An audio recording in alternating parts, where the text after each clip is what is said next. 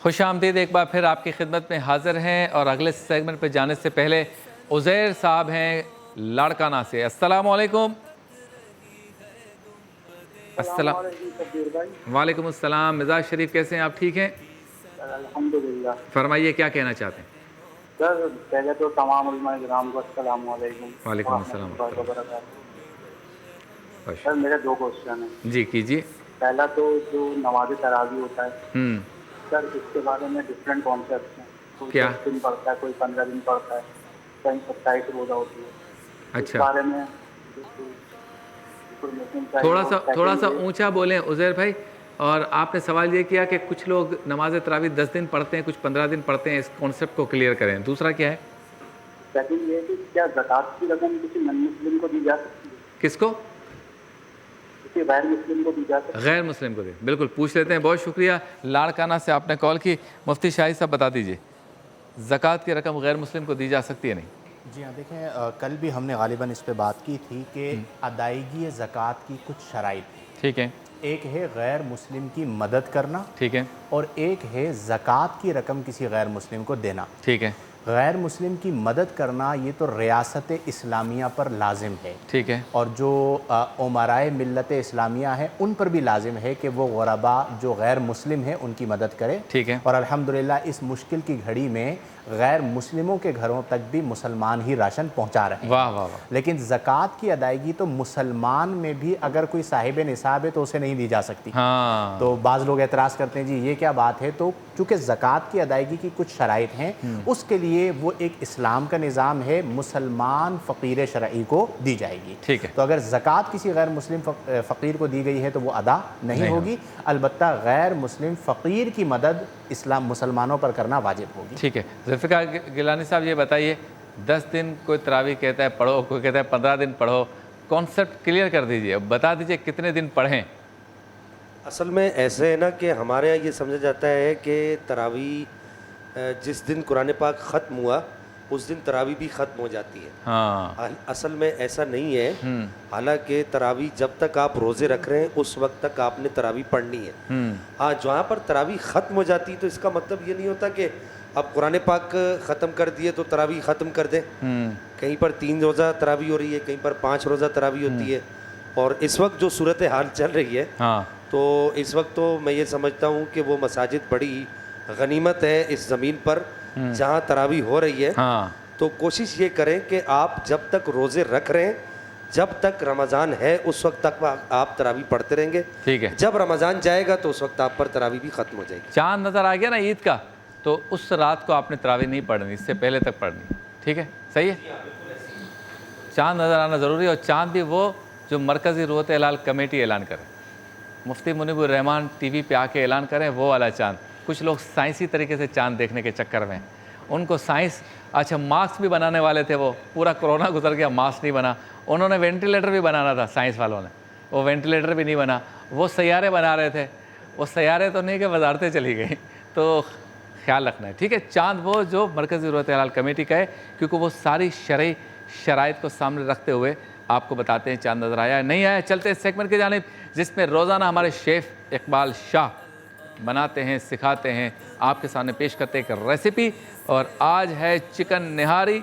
Segment का नाम है मज़ेदार सहरी। ऑफिस बंद है, स्कूल भी बेबसी की बन गए, तस्वीर हम शाहे। अस्सलाम वालेकुम, कैसे हैं आप? ठीक हैं? वालेकुम अस्सलाम। शेफ़ इकबाल उसी तरह से मुस्कुराते हुए फ्रेश आ गए हैं माशाल्लाह। और भी ट्रांसमिशंस करते हैं माशाल्लाह, लेकिन हमारे यहाँ मोहब्बत से आते हैं। ऐसा ही है? बिल्कुल शबीर भाई, लुत्फ़ आता ही नहीं आता? हमसे नाराज़ तो नहीं आप? नहीं शबीर भाई, बहुत अच्छा माशाल्लाह, आप सब माशाल्लाह, मतलब बहुत अच्छा फील होता है। अपनायत लगती है, नहीं लगती? बहुत ज़्यादा। कोई गलती हो तो हमारी माफ़ी कबूल कर लें। शबीर भाई, आपसे बहुत मोहब्बत है, आप खुद ग्रेट हैं और सब माशाल्लाह बहुत ज़्यादा खुश हैं। चलें जी, आज भी चिकन साहिबा निहारी की नज़र होने जा रही है, इसलिए कि हमारी इस पर नज़र है। हाँ बिल्कुल ऐसा ही है। तो आज रेसिपी शेयर करने जा रहे हैं शबीर भाई। हाँ। निहारी कहते हैं ना, सुबह की निहारी दुख न बीमारी है। एक सुबह की निहारी दुख न बीमारी। दुख न बीमारी। ये देखिए। और आई थिंक सहरी बेस्ट टाइम होता है निहारी खाने के लिए कॉम्पेरेटिवली अफ्तार के। क्या ख्याल है आपका? आप जो कहते सही, बनाएं खिलाएं बस। अच्छा, ये एक और चीज़ बिल्कुल अजीब बात है कि निहारी अनहेल्दी है या ज़्यादा हैवी, इसके इंग्रेडिएंट अज्जा इसके वो हैं जो आपकी सेहत के लिए बहुत ज़्यादा अच्छे हैं। लेकिन मसालेदारी होती है, हाँ हाँ हाँ सारे मसाले डाल ही देते हैं इसमें, हाँ है ना। हाँ मतलब ये जो हम पिछले दिनों में जो रेसिपीज देख रहे थे ना कि किसी में कम मसाला है, लाइट है, फलाएं फलाएं, इसमें सब कुछ है। सब यहाँ। एक बिरयानी, एक हाँ निहारी। बिल्कुल बिल्कुल। चलें जी, स्टार्ट। अच्छा, इसके अज्जा या क्यों फ़ायदेमंद है ज़रा देखिएगा। मोर्ग इसके अंदर है, ज़ीरा दोनों बहुत अच्छा है, काला ज़ीरा सफ़ेद ज़ीरा, ड्राई अदरक सौंठ जो इसमें शामिल करना है ये बहुत ज़्यादा अच्छी है आपकी सेहत के लिए। हल्दी फ़ायदेमंद है, सौंफ ये भी यकीनन सेहत के लिए अच्छा, अदरक लहसुन कुदरत का आती है कि ये भी यकीनन बहुत ही फ़ायदेमंद है। लाल मिर्च भी सी ऐड करनी है, नॉर्मल नमक ऐड नहीं करना, लाहौरी सॉल्ट, ठीक है जी। और बहुत से लोग आटा कच्चा ऐड करते हैं, कच्चा ऐड नहीं करना, अलहदा से भुनाई करने के बाद इसमें आपने ऐड करना है। टॉप पर ये जो है धनिया, अदरक, नींबू, ये भी यकीनन आपकी सेहत के लिए बहुत ज़्यादा फ़ायदेमंद है, तो एक हेल्दी चीज़ है। क्या बात है, माशाल्लाह। शुरू कुकिंग ऑयल लगभग हाफ कप ऑयल ऐड किया, सिंपली अनियन। अच्छा, ये डिफरेंट है, बीफ निहारी हम बनाते हैं उसका डिफरेंट मेथड होता है। अच्छा, हाँ, उसमें हम गोश्त रख लेते हैं, पकता रहता है, लास्ट में स्पाइसेस ऐड करते हैं, जिस तरह कुन्ने में भी हम करते हैं कि बीफ या कुन्ना बनता है उसको गलाने के लिए। गलाने के लिए, लेकिन चिकन का डिफरेंट मेथड ट्राई कीजिएगा, इंशाल्लाह बेस्ट बनेगी।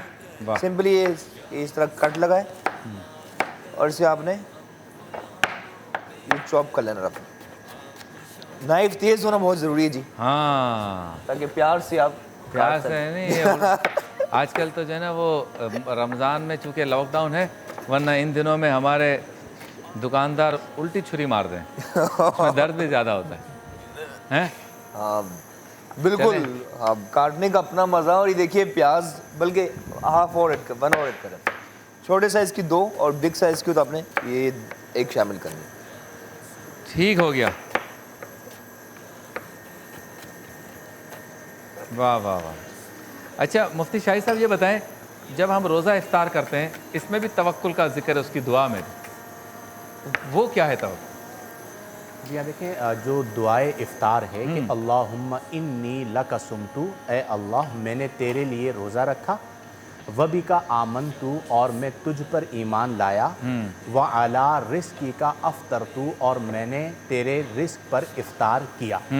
तो तवक्कुल जो है वो इंसान की ज़िंदगी के हर सांस में है। वाह वाह वाह। आप उसे सिर्फ सहर या सिर्फ इफ्तार या किसी और मामले से नहीं जोड़ सकते, सही। बल्कि मोमिन को चाहिए कि वो हर वक्त कैफियत तवक्कुल में रहे। और ये जो कैफियत तवक्कुल है ये दर हकीकत कैफियत यकीन है। हाँ। और जब आपको यकीन मिल जाता है तो आपकी ज़िंदगी से तज़ब्ज़ुब उठ जाता है। आज देखें कि हमारे यहाँ एक बहुत बड़ी तादाद है लोगों की जिन्हें कहा जाता है कि वो बेयकीनी की ज़िंदगी गुजार रहे हैं। सही। एक मोमिन और एक काफिर की जिंदगी में यही फर्क है कि जो मोमिन है उसकी जिंदगी में बेयकीनी नहीं होती। सही। वो फक्र से होगा, हाँ। लेकिन उसका यकीन पहाड़ की तरह मजबूत होगा। वाह वाह। वो मुसीबत में होगा लेकिन उसका यकीन जो है वो पहाड़ से ज़्यादा मजबूत होगा, क्योंकि उसे पता है कि मेरी मुसीबत, मेरी परेशानी छोटी है, मेरा रब हर चीज़ से बुलंदो बाला है, उसकी रहमत हर चीज़ से बड़ी है, वो मुझे इस मुसीबत से निकाल देगी। तो इसलिए अपनी ज़िंदगी के हर लम्हा और लाजा में, हर सांस में कैफियत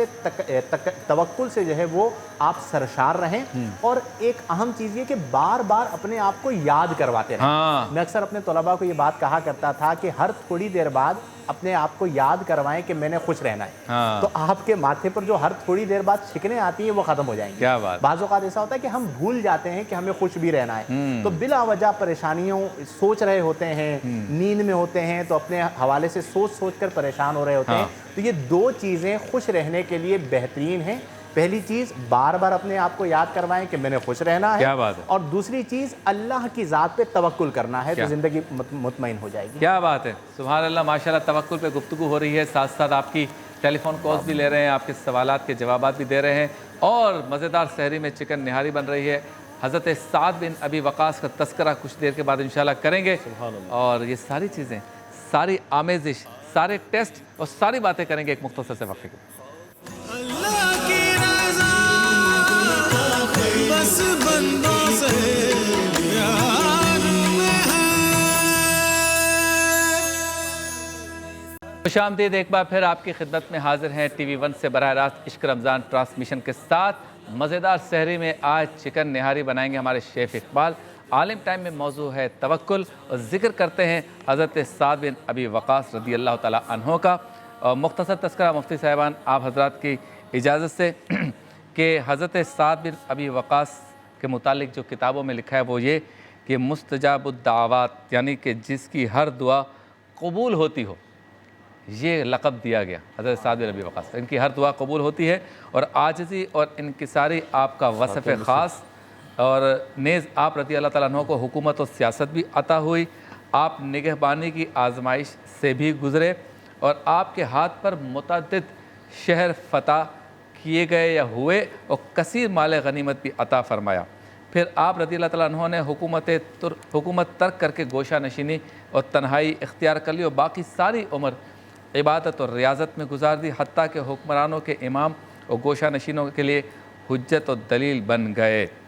एक जो तारीख़ इनसे मुतालिक है वो हज़रत सैयदना सईद बिन मुसैयब से मरवी है कि हज़रत सैयदना साद बिन अबी वक़ास ने फ़रमाया कि जिस दिन मैंने इस्लाम कबूल करने का शर्फ़ पाया, उस दिन से 7वें दिन तक, यानी 7वें रोज़ तक कोई और इस्लाम ना लाया और मैं इस्लाम कबूल करने वाला तीसरा शख्स हूँ, ये उन्होंने बताया। और कनात की जो बात की उस पर एक वाक़या, और ये वाक़या ये कि ख़ुद हज़रत साद बिन अबी वक़ास फरमाते हैं कि मुझे याद है कि हम हुज़ूर पुनूर सल्लल्लाहु अलैहि वसल्लम के हमरा थे और दरख्तों के पत्तों के सिवा हमने कई दिन तक कुछ ना खाया। अब आप देखें, जिन्होंने दुनिया पे हुकूमत की, जो तीसरे नंबर पर थे इस्लाम कबूल करने वाले, जिनकी दुआ कबूल होती थी, जिनको जन्नत की बशार, सारी चीज़ें जिनके लिए हैं, वो दरख्तों के पत्ते खा रहे हैं।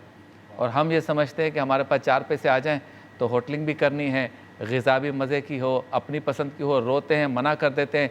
दस्तरखान पे बैठे हो, अगर नमक ज़्यादा हो गया तो माँ और बीवी और बेटी और बहन को कहते हैं उठा लो, मुझे नहीं खाना। तो ये चीज़ें हमें सहाबा कराम की ज़िंदगी से मिलती हैं। इसके अलावा सरकार दो आलम सल्लल्लाहु अलैहि वसल्लम ने हज़रत साद बिन अबी वक़ास रज़ी अल्लाह ताला अन्हु के लिए दुआ फरमाई कि ए अल्लाह, इसकी तीरंदाजी को दुरुस्त कर दे और उसकी हर दुआ कबूल फरमा।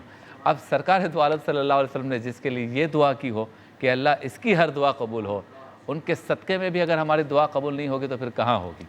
तो आज जिस मुश्किल की सूरत हाल से हम गुज़र रहे हैं, वहाँ जहाँ दीगर वास्ते हम देते हैं रब को, वहाँ रब को भी और ख़ुद सरकार की खफगी को, नाराज़गी को दूर करना है तो ऐसे सहाबा का वास्ता देना चाहिए। क्या बात है जी मुफ्ती साहब, मुफ्ती इसाक़ साहब फरमाइए। जी, हज़रत सैयदना साद बिन अबी वक़ास रज़ियल्लाहु ताला अन्हु के हवाले से एक बात जो बड़ी दिलचस्प है वो ये कि हम आज ये जुमला कहते हैं कि फ़िदा का अबी व उम्मी या रसूल अल्लाह, हाँ, कि या रसूल अल्लाह हमारे माँ बाप आप पर क़ुरबान हो जाएं। लेकिन अजीब बात यह है कि जब ग़ज़वा उहद में हुज़ूर अकरम सल्लल्लाहु ताला अलैहि वसल्लम के दंदान मुबारक ज़ख्मी हुए, होंठ ज़ख्मी हुए और खून नीचे बहा, तो उस वक्त ये चूँकि अच्छे तीर अंदाज थे और हुज़ूर के बिल्कुल साथ मौजूद थे, तो हुज़ूर तीर निकाल के इनको दे रहे थे और फरमाते ए साथ तीर चला तुझ पर मोहम्मद के माँ बाप कुर्बान हो जाए। वाह वाह वाह तो वाह, ये मामला। और दूसरा इनका मामला एक और यकीनन आपने मुताला किया होगा इसका, कि जब वो शौबे अबी तालिब का मामला था तो फरमाते हैं कि हमारे पास ये सूरत हाल थी कि एक चमड़ा मुझे मिला तो मैं समझा कि शायद ये कुछ खाने की चीज़ है, तो उसको पानी में भिगोकर मैंने नरम किया और जब वो बिल्कुल गल गया तो सत्तू की तरह मैं बनाकर उसको पी गया। अच्छा। और आप कहते हैं मैं ही वो शख्स हूँ कि जिसने इस्लाम के खातिर सबसे पहले जिहाद किया। वो इस एतबार से कि शौबे अबी तालिब में ही जब हम पर हमला हुआ तो मैंने ऊँट की हड्डी उठाकर सबसे पहला हमला किया था। अच्छा, जब ये सारी बातें मैंने पढ़ी थी तो अब उससे शादी भी नहीं हुई थी मेरी। अच्छा। तो मैंने उस वक्त इरादा किया था कि अगर अल्लाह ताला ने मुझे बेटा अता फरमाया तो उसका नाम यही रखूंगा, और हमदा मैंने उसका नाम यही रखा था। वाह वाह तो वाह, ये यहाँ पे तहदीस नेमत के लिए ये कि हमारे यहाँ यूनिक नाम आजकल रखने का फैशन हो गया, तो सहाबा इकराम के नाम रखेंगे तो इंशाल्लाह वो साद हैं तो इंशाल्लाह सादतमंद होंगे, इंशाल्लाह क्या बात, बरकत रहेगी। क्या बात है। तो ये टिंगू, पप्पू, पिंगू ये नाम ना रखें, हमज़ा रखें, हुसैन रखें, हसन रखें, और बच्चियों के नाम भी पिंकी डम्पी ना रखें, फ़ातिमा रखें, आयशा रखें, खदीजा रखें। तो अच्छे नाम रखेंगे तो सिफत भी, उसकी झलक भी नज़र आएगी। जी शेफ़ इकबाल, मैं आ रहा हूँ, बस आप बताएं मुर्गी की निहारी कहाँ पहुँची? जी बिल्कुल शबीर साहब, माशाल्लाह इतनी खूबसूरत डिस्कशन, और सिंपली प्याज सॉफ्ट हो चुकी है जी, वेरी हाँ। Good for your health. और बहुत अच्छी डिस्कशन, कहते हैं ना हयात लेके चलो चाहे कायनात, ज़मानों को साथ लेके चलो। रोज़ेदारों के लिए, सहरी हाँ। के लिए अदरक लहसुन 2 चम्मच, मुर्ग हड्डी वाली, वाह ठीक वाह। है जी। ये हमारे शेफ़ इकबाल ने जो शेर पढ़ा ना, शेर बहुत ज़बरदस्त है, लेकिन चूँकि ये मुर्गी की नज़र हो जाते हैं अशार भी कभी कभी। बिल्कुल और बिल्कुल। लेकिन शेफ़ इकबाल ने जो शेर पढ़ा ना, हयात लेके चलो, कायनात लेके चलो, चलो तो सारे ज़माने को साथ लेके चलो। बिल्कुल। और इतना ज़बरदस्त शेर है, लेकिन इस शेर के साथ भी एक ज़्यादती हुई है। ये कराची की दीवारों पे उस वक्त लिखा गया जब कराची पे एक शख्स कहता था, जब मैं कहूँगा शेर बंद हो जाएगा, मैं कहूँगा तो गलियों में जलसे होंगे। आज हम तो जलसे कर रहे हैं मीलाद के, वो इस शेर में नहीं है। आपसे मुलाकात होती है मुख्तसर से वक्त के बाद। अल्लाह की रज़ा बस बंदों से प्यार में है। खुश आमदीद, एक बार फिर आपकी खिदमत में हाजिर हैं। जी शेफ़ इकबाल, कहाँ पहुँची चिकन निहारी? जी शबीर भाई, बिल्कुल प्रोसेस जारी। ऑयल, प्याज, अदरक लहसुन, मीट, इसके अज्जा देख लीजिए। और आई थिंक बेस्ट ये कि आप फॉलो करेंगे, इंशाल्लाह फ़ायदा होगा आपको। मुर्ग के बाद इसमें सौंफ पान वाली वाह 1 चम्मच, 1 टीस्पून सौंफ पान वाली, सौंफ पान वाली, सफ़ेद ज़ीरा आधा चम्मच, और ये काला ज़ीरा भी आपने शामिल किया। और कोई कलर है तो वो भी डाल दें। अच्छा ठीक है। ड्राई अदरक सौंठ, ये भी ज़रा सी 3 से 4 चुटकी। वाह वाह वाह। हल्दी पाउडर आधा चम्मच, पिसी हुई लाल मिर्च, मिर्चें कम या ज़्यादा? ज़्यादा ज़्यादा, ये तो हमारी डिश है, हाँ। निहारी बिरयानी। क्या नॉर्मल सोल्ट ऐड नहीं करना, बल्कि इसमें आपने लाहौरी नमक, ये ज़रा तेज़ होता है कंपैरेटिवली नॉर्मल सोल्ट के, ठीक हो गया। ऐड किया, ठीक है जी। और ऑयल, प्याज, अदरक लहसुन के बाद लाल मिर्च, हल्दी, ज़ीरा, सौंफ, काला ज़ीरा, सौंठ ऐड और नमक ऐड करने के बाद इसे ज़रा मिक्स कर लीजिए। ठीक है जी। ये निहारी का ये स्पाइसेस है, इसे हल्का सा भूनना है।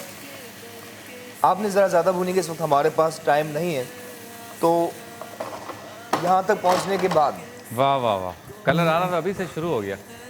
बिल्कुल बहुत मज़े की बनेगी, हमसे आपसे वादा है। अच्छा, इसमें आपने ये चिकन पाउडर भी ऐड करना है ताकि यखनी वाला फ्लेवर ज़रा स्ट्रॉन्ग हो जाएगा। वरना कढ़ाई टच लगेगा। हाँ बिल्कुल, क्या बात है। आपकी शागिर्दी लगता है मैंने लॉकडाउन में आपने भी कुकिंग की है। नहीं आपके साथ है ना, सीख है। बस ये याद रखना है कि इन्होंने कहा सौंफ डालनी है पान वाली, गुटखा नहीं डाल देना, पान वाला। वैसे मिलता भी नहीं है आजकल, पता चलेगा ना हम ही पकड़वा देंगे। अच्छा, इसके बाद इसमें आपने ऐड करना है, जब भी दुनिया की कोई भी डिश बना रहे हो कुकिंग के दौरान आपने गर्म पानी ऐड करना है। ठीक है जी, लगभग आपने 4 से 5 कप अच्छा ऐड किया करी के लिए। हाँ, इसे कुक होने दीजिए। अब आटा बहुत सी खवातीन वो एज इट इज़ कच्चा ऐड करते हैं, बल्कि मर्द हजरात भी, वो अच्छा। आपने नहीं करना। अलहदा से घी के अंदर आटे की भुनाई करनी है, अच्छा। वो इसके अंदर ऐड करना है, जिससे दाना भी ना बने, और इसका एक ख़ास मज़ा इंशाअल्लाह बिल्कुल हो सकेगा तैयार। क्या बात, ठीक है जी, घी के अंदर? घी के अंदर, ठीक है ना। सिंपली ये देखिए, पॉट रखा और ये घी शामिल किया, हाफ कप। वाह हाफ वाह कप वाह। घी में वाइट फ्लोर यानी कि मैदा ऐड करना है, 2-3 चम्मच, 3 से 4, ठीक है। वाह वाह। और इसकी भी हम कर लेंगे साथ भुनाई, और भुनाई करने के बाद ऐड करेंगे और टेक्सचर, खुशबू, सब कुछ सॉफ्ट दूध वाले नान के साथ एंजॉय करना है। कहाँ से लाएं, अभी लॉकडाउन है। मिल जाए तो ठीक है, वरना फिर बहुत सी खवातीन घरों में भी अच्छी रोटियां बनाती हैं, उसके साथ भी इंजॉय करें।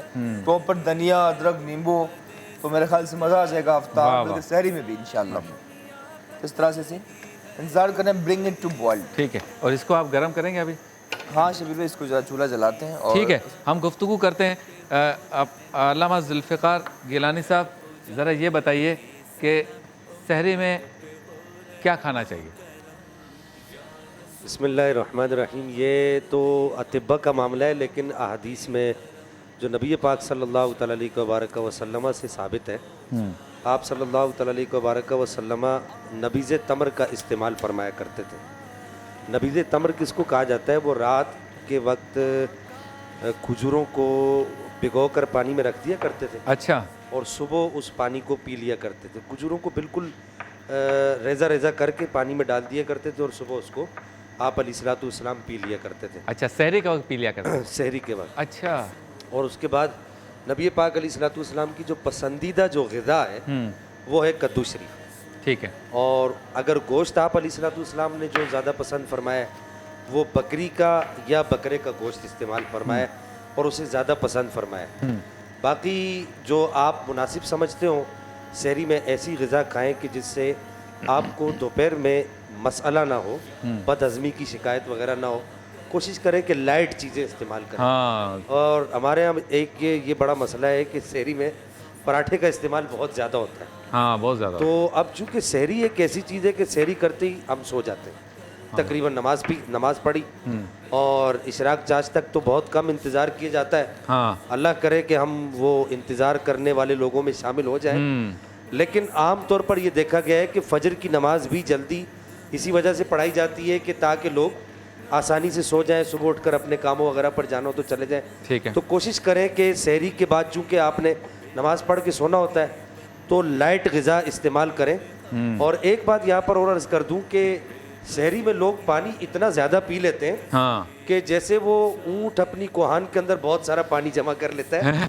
आप जितना भी पानी पिए आपको 2 से 3 घंटे के बाद लाजिमन प्यास लग जानी है। लगी। अच्छा, फिर उसके बाद एक बात और भी अर्ज़ करूँ कि खाना इतना खा लेते हैं कि 16 घंटे मुझे भूखा रहना है। हाँ। 6 घंटे के बाद आप जितना भी खाना खा लें, भले आप 4 रोटी खा लें, भले 5 खा लें, भले 3 खा लें, 6 घंटे के बाद आपको लाजिमन भूख लगनी है। और रोज़े का मकसद ये तो नहीं है कि आप पूरा दिन जो है वो एक अजीब व गरीब कैफियत में रहे। हाँ। रोज़े का मकसद ये कि आपको भूख और प्यास का एहसास होना चाहिए। और जब तक भूख और प्यास का एहसास नहीं होगा, सूफिया फरमाते हैं कि जब तक तवंगुरी नहीं होगी, यानी जब तक भूख और प्यास का एहसास नहीं होगा, फाक़े की तरफ तबीयत का रुझान नहीं होगा, उस वक्त तक ना अल्लाह की इबादत में लुत्फ़ आएगा, ना औराद वज़ाइफ में लुत्फ़ आएगा। सही। तो कोशिश करें कि सहरी में ऐसी चीज़ें लें जिनसे आपको दोपहर में आसानी मैसर हो। क्या बात है।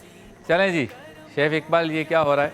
घी के अंदर बस आटा। घी के अंदर भुनाई कर रहे हैं, खुशबू यकीनन काफ़ी अच्छी। हाँ। अगर और असली घी हो तो? क्या ही बात है, असली घी के अपना ही उसका और मज़ा। फिर वो जो आपने दूध वाले नान कहे उसमें भी हल्का सा तड़का हो असली घी का।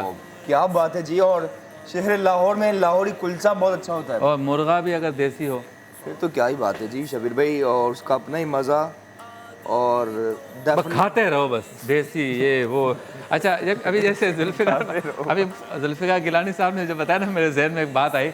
लोग है ना मुफ्ती साहब ये कहते हैं यार किस तरह रोज़ा पूरा करें इसको। यानी आइडिया क्या होती है कि अगर 12 घंटे का रोज़ा है तो 9 साढ़े 9 घंटे तक तो भूख ना लगे, ऐसी कोई तरकीब बताओ।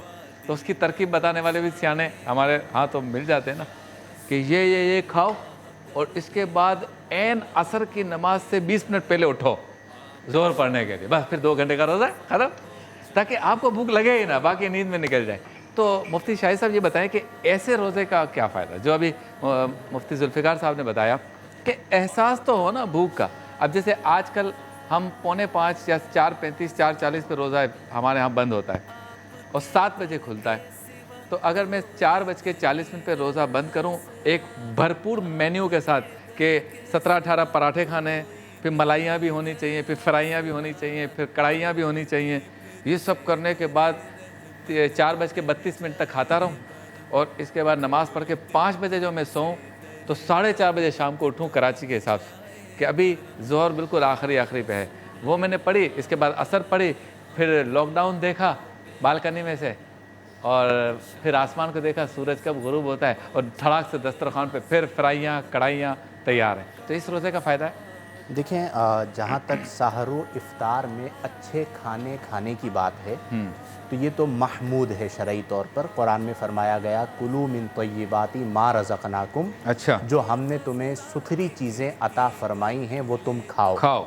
और सहरी और इफ्तारी तो अल्लाह की एक ऐसी नेमत है कि इसके खाने पर भी अल्लाह ताला अजर अता फरमाता है। वाह वाह, तो शरई हवाले से इसमें कोई कबाहत नहीं बल्कि महमूद है। ठीक है। अलबत्ता जो दिन गुजारना है उसमें गुजारिश ये है कि माह रमज़ान माह नौम यानी सोने का महीना नहीं है बल्कि माह इबादात है। सही। तो अगर हम ज़रूरत से ज़्यादा नींद ले रहे होते हैं तो हम अपना जो गोल्डन टाइम है जिसमें हमें एक एक लम्हा जो है वो कसीर इबादात और कसीर सवाब का सबब बन रहा होता है, उसे हम ज़ाय कर रहे होते हैं। तो इस बात पर उम्मत मुस्लिमा को तवज्जो करना चाहिए कि हम अपने औक़ात को ज़्यादा औक़ात नींद की नज़र ना करें बल्कि अपने औक़ात को मैनेज करें। मसलन ज़ोहर के लिए आप उठते हैं, ज़ोहर की नमाज़ आप अदा करें, ज़ोहर की नमाज के बाद तिलावत कुरान का मामूल बना लें। आप 1 घंटे के लिए तिलावत कुरान के लिए बैठ गए तो अब आपको जो तिलावत कुरान की लज्जत मिल रही है, रूहानियत मिल रही है, वो आपके रोज़े को 4 चांद लगा देगी। क्या बात। फिर उसके बाद आप 1 घंटे के लिए फॉर एग्जाम्पल दुरूद पाक पढ़ने के लिए बैठ गए। अब आप हालत सौम में दुरूद पाक पढ़ रहे हैं, इसकी एक अपनी रूहानियत और नूरानियत है। फिर इसी तरह बादे असर का जो वक्त है इसे हमारे यहाँ बहुत ज़्यादा ज़ाय किया जाता है।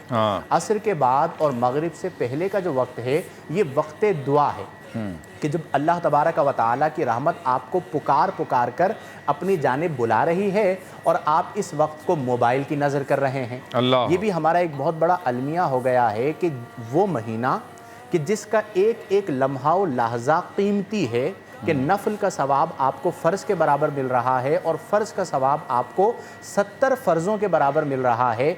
जब तक हम आखिरी सेकंड तक नहीं पहुंच जाते तब तक मोबाइल हमारे हाथ में होता है। क्या बात। और हम उसे इस्तेमाल कर रहे होते हैं और अपने वक्त को ज़ाय कर रहे होते हैं। तो वक्त की कदर जाने और यानी रोज़े के दौरान झूठ, ग़ीबत, चुगली इस तरह की चीज़ों से भी बचें। नबी करीम अलैहि अफ़दलुस सलाती व तस्लीम फरमाते हैं कि जो झूठ बोलना और उस पर अमल करना ना छोड़े, कौले ज़ूर उसे कहा गया, तो अल्लाह को इस बात की कोई हाजत नहीं है कि वो खाना और पीना छोड़ दे। क्या बात। तो आज हम ये देखें कि हम खाना पीना छोड़े बैठे होते हैं लेकिन झूठ बोलना, ग़ीबत करना, किसी की टोह में लगना, उयूब को तलाश करना, बुराइयों को बयान करना, चुगलखोरियाँ करना। आज हमसे कहा जाता है कि जी रोज़े की रूहानियत नहीं मिल रही, तो रोज़े की रूहानियत मिलनी थी तिलावत कुरान से, वो आपने नहीं की। रोज़े की रूहानियत मिलनी थी फ़राइज़ की पाबंदी से, आपने नमाजें नहीं पढ़ी। रोज़े की रूहानियत मिलनी थी दुरूद पाक पढ़ने से, आपने दुरूद पाक नहीं पढ़ा। रोज़े की रूहानियत मिलनी थी खिदमत खल्क से, आपने खिदमत खल्क नहीं की। तो जो उमूर रूहानियत हैं उन सब को तर्क करने के बाद आप फिर सवाल रूहानियत कर रहे हैं तो वो कैसे मिलेगा। इन तमाम उमूर का ख्याल रखें। चलें जी, जल्दी जल्दी 30 सेकंड में बताइए कहाँ पहुँचे। ये देखें ऑयल ऊपर आता जा रहा है, ऊपर आता जा रहा है और यहाँ पे तैयारी हो गई है। ये बिल्कुल ये आटे के अंदर भुनाई कर ली थी हमने, घी के अंदर वाइट फ्लोर मैदे की। अभी भुना हुआ आटा आपने इसके अंदर ऐड किया। वाह वाह वाह। Then mix it well. देखिए क्या बात। बम्पर चला देते वरफ़ाना लका ज़िक्र का क्या ख्याल है। तो चलते हैं उस सेगमेंट की जानिब जिसमें सरकार दो आलम सल्लल्लाहु अलैहि वसल्लम के हुजूर नज़रान अक़ीदत पेश किया जाता है। सेगमेंट का नाम है वरफ़ाना लका ज़िक्र। या रसूल अल्लाह कर दे हम गुलामों पे करम, आप शायद हैं खफा हो जाए राजी। चिकन की शक्ल दिखा दें जल्दी से। वाह वाह वाह, चिकन निहारी की ये शक्ल बन गई और आपसे मुलाकात होती है मुख्तसर से वक्फे के बाद। अल्लाह की रज़ा बस बंदों